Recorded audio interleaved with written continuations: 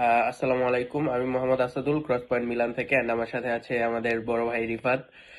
তো আমরা তো গতকালকে আবিস নিয়ে কথা বলেছি, আপনার কি কি ডকুমেন্ট প্রয়োজন, কিভাবে প্রসেসটা হয়, সেটা আমরা পুরোটাই ডিসকাস করার চেষ্টা করেছি। তো আজকে আমরা বি-2020 বা আমরা যেটাকে স্পন্সর ভিসা বলে থাকি, সেই ব্যাপার নিয়ে একটু আলোচনা করব, যেহেতু আমাদের রিফাত ভাই এই ব্যাপারটা অনেক বেশি এক্সপার্ট। তো তার মুখ থেকেই শুনতে চাইবো যে বি-2020টা কিভাবে কাজ করে, কি কি আমাদের প্রয়োজন হয়। ওয়ালাইকুম আসসালাম আসাদুল। গতকালকের ভিডিওটা চমৎকার হয়েছে। মানুষের অনেক হেল্প হবে যারা আবিস বাসায় বসে নিজেরটা নিজেই করতে পারবে, এবং অবশ্যই অ্যাসেভারেশনে যদি করা লাগে আমরা অবশ্যই তাদেরকে অ্যাসেভারেশনে করে দিতে সহযোগিতা করতে পারবো। আচ্ছা, বি-2020 যেটা ডিক্রেতো ফ্লুসি 2026, সেটা হচ্ছে তোমার একজন দাতরি লাভরও সে অবশ্যই তার একটা বিজনেস থাকতে হবে। তো এইবার অনেক বেশি ক্যাটাগরি ক্যাটাগরি ইনক্লুড করা হয়েছে। গতবার যেমন অল্প কিছু সেক্টর ছিল, এবার অনেক বেশি সেক্টর অ্যাড করা হয়েছে। যেমন কদেশিয়া থেকে এমন একটা কদেশিয়া থেকেও অ্যাড হয়েছে যেটা হচ্ছে ইংরেজদের তালিও, যেটা কিনা বাংলাদেশি মানুষদের এই ব্যবসাটা খুচরা ব্যবসায়ী হ্যাঁ, বলতে পারি। খুচরা ব্যবসায়ী বলা যেতে পারে। তারা অনেক বেশি বাংলাদেশি খুচরা ব্যবসায়ী আছে ইটালিতে। তো তারা চাইলে এবার অ্যাপ্লাই করতে পারে। অবশ্যই একজন প্রফেশনালের কাছে গিয়ে এই অ্যাপ্লাইটা করা উচিত। আম, না হলে নিজেরটা নিজেও করতে পারে, সেই ব্যাপারে আমি গাইডলাইন দিয়ে দিব, কিন্তু অবশ্যই একজন প্রফেশনালের কাছে গিয়ে এই কাজটা করা উচিত। তো প্রথমতই যাদের কিনা বিজনেস আছে, ব্যবসা আছে, তাদের সবারই একটা প্যাক থাকে। জি বিজুরা কামেরাতে প্যাকটা অ্যাড থাকে, যেটা ব্যবসায়ের যে কাগজটা। জি জি। তো ওই প্যাকটা অলরেডি ইনি প্যাকে রেজিস্টার তো থাকে।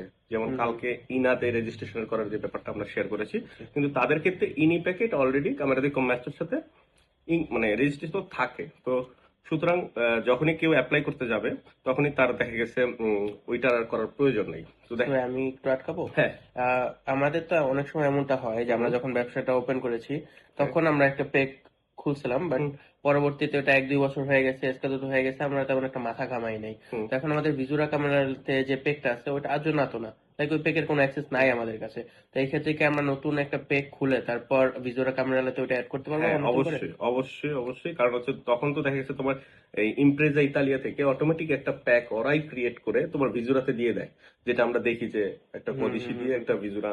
তো ওইটা তো হচ্ছে না, ওইটা তো জি। তোমার আইডি পাসওয়ার্ড নাই। তো সেই ক্ষেত্রে তোমার অবশ্যই একটা ম্যান্ডেটরি তোমার একটা প্যাক খুলতে হবে, এবং ভিজুরা ক্যামেরার সাথে ওটা কানেক্টেড করতে হবে। ওকে। ওইটা আমরা তো জানি কিভাবে করে। তো জি। যদি না পারে আমাদের থেকে সহযোগিতা নিতে পারে, কিভাবে করে আমরা পরবর্তীতে ভিডিওতে দেখিয়ে দিব। তো বিবেন্তির জন্য একজন দাতরেদি লাভর অবশ্যই তার কার্তা ইডেন্টিতা, যদি বিদেশি হয় তাহলে পেরমেসে দিসের জন্য এগুলো লাগছে, এবং অবশ্যই ভিজুরা কামেরালে লাগবে, যেটা যেভাবে বলেছি। আর হচ্ছে সবচেয়ে ইম্পর্টেন্ট হচ্ছে তোমার দুর্গ। হ্যাঁ, দুর্গটা হুম। আসলে আমাদের বাংলাদেশি ভাইয়েরা যারা কিনা সঠিকভাবে বিজনেসটা তাদের পরিচালনা করে, তাদের দুর্গ রেগুলারে থাকে। দুর্গ হচ্ছে ওয়ান কাইন্ড অফ তোমার বিজনেসের, মানে বিজনেসটা হচ্ছে একদম পরিষ্কার। তোমার ট্যাক্স এবং সবকিছু তুমি পে করছো গভর্নমেন্টকে, এগুলা পে করার পরেই দুর্গটা গভর্নমেন্ট দিয়ে থাকে। এটা ইমসে ওকে। দোমানদা করে নেওয়া যায়। তো এই দূর না থাকলে আসলে এই অ্যাপ্লাই করার কোনো মানেই নেই। দূর তোমার রেগুলার না, তোমাকে ইটালিয়ান গভর্নমেন্ট সেটা মানে ওয়ার্কারের জন্য অ্যাপ্লাই করতে দিবেই না। এবং আনপালের যে বিষয়টা। আচ্ছা, আমি হ্যাঁ। এখানে আরেকটু কোয়েশ্চেন করি যে আমি যদি ট্যাক্স ঠিক মতো পে না করি, হুম। বিশেষ করে হুম। আমাদের বাঙালিরা যেটা হ্যাঁ। মানে খুব কম করে, হুম। হুম। তো যদি ট্যাক্স আমি ঠিকভাবে পে না করি তাহলে কি আমি ডোর সার্টিফিকেট পাবো না? না, তুমি ট্যাক্স ঠিক মতো পে না করলে দুর্গ সার্টিফিকেট পাবো না। আচ্ছা তোমার আচ্ছা। দুর্গ থাকা মানেই হচ্ছে যে তুমি ইটালিতে যে ব্যবসাটা করছো এইটা 100% রেগুলার সব পে করছো। তুমি ওকে। কিছু পে করবা না, হ্যাঁ ওগুলা পে করতে হবে, বা ওগুলাকে একটা রাতে করতে হবে।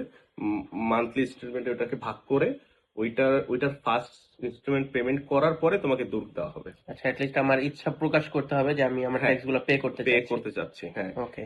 এই দুর্গের ব্যাপারটা আসলেই খুবই গুরুত্বপূর্ণ, না হলে কিন্তু অ্যাপ্লাই করে কোনো লাভ হচ্ছে না। ওকে। আচ্ছা, আনপালে যেটা অ্যাপ্লাই করার যে ব্যাপারটা আছে, তোমার ওয়ার্কারের মানে তুমি যে একজন ওয়ার্কার নিবা, সেই জন্য সেন্ট্রাল এগোতে তোমার অবশ্যই একটা রিকোয়েস্ট করা লাগতেছে। তো সেই জন্য তোমার 30,000 ইউরো রেডি তো থাকতে হবে, মানে প্রফিট থাকতে হবে। তোমার প্রতি 30,000 ইউরোতে একজনের জন্য তুমি অ্যাপ্লাই করতে পারছো।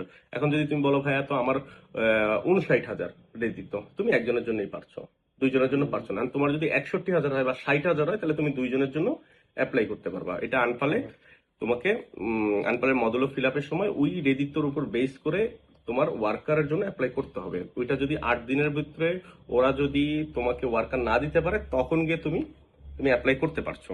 ওকে। আর আরেকটা খুবই গুরুত্বপূর্ণ বিষয় হচ্ছে যে এই পজিশনে যেটা autocertificazione della posizione fiscale, যে তোমার যে তুমি যে যা আনপালে রিকোয়েস্টটা করছো, তোমার যেটা রেডি, তো সেইটার জন্য তোমার একটা আউটো সার্টিফিকেশনে দেওয়া লাগবে, তোমার নিজের সাইন যে তুমি এত টাকা তোমার ইনকাম হুম। আছে। এই ব্যাপারটা একটা মডুলও আছে, যেটা আমাদের অনলাইনে এই ফর্মটা পাওয়া যায়। এই ফর্মটা ডাউনলোড করে ফিল আপ করে তোমার সবকিছু কদেশি ইনাল ইমস এগুলো দিয়ে দেন সাইন করে ওইটাকে আবার ওই সিস্টেমে দিতে হবে। ওকে, এখানে যদি আমি ফালসো ডিক্লারারে করি তাহলে না, কিছু এটা হতে পারে? কদেশি প্যানেলের আন্ডারে চলে যাবা, তুমি অ্যারেস্ট আচ্ছা। হইতে পারো। ও, ওকে। তারপরে আরো যেমন ওয়ার্কারের ব্যাপারে কি লাগতে পারে, ওয়ার্কারের ভিতরে শুধু একটা সুন্দর একটা পাসপোর্টের স্ক্যান কপি হলেই, ওয়ার্কারের আর তেমন কিছুই লাগে না, স্ক্যান কপি লাগে।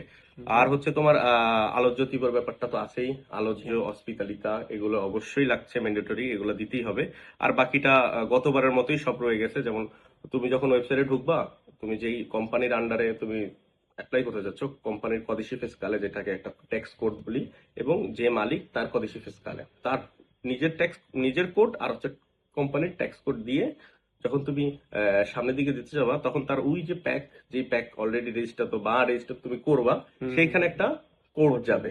ওই কোডটা তোমার ওই প্যাকের ভিতরে ঢুকে কালেক্ট করে সিস্টেমে দেওয়ার পরে নেক্সট তুমি সামনে যেতে পারবা। আর একটা গুরুত্বপূর্ণ বিষয় হচ্ছে যে যে তুমি তোমার যে কোম্পানি গত বছর যা ইনকাম করেছে, সেটা যতই হোক, সেটা সিস্টেম অটোমেটিকলি নিয়ে নিবে যে ইয়েস তুমি এত টাকা ইনকাম করেছো। ওইটার জন্য তোমার বলতে হবে না যে আমি 30,000 ইনকাম করেছি। মানে আমি চাইলেও একটা উল্টাপাল্টা এখন না বসাতে না, পারতেছি না। সেটা পারবা না, কারণ হচ্ছে সিস্টেম অলরেডি ডিরেক্ট এজেন্সি দিয়ে ইন্ত্রাতার সাথে কলিগাত হয়ে ওই ইনকাম সোর্সটা সে অলরেডি বসায় নিবে। ওকে।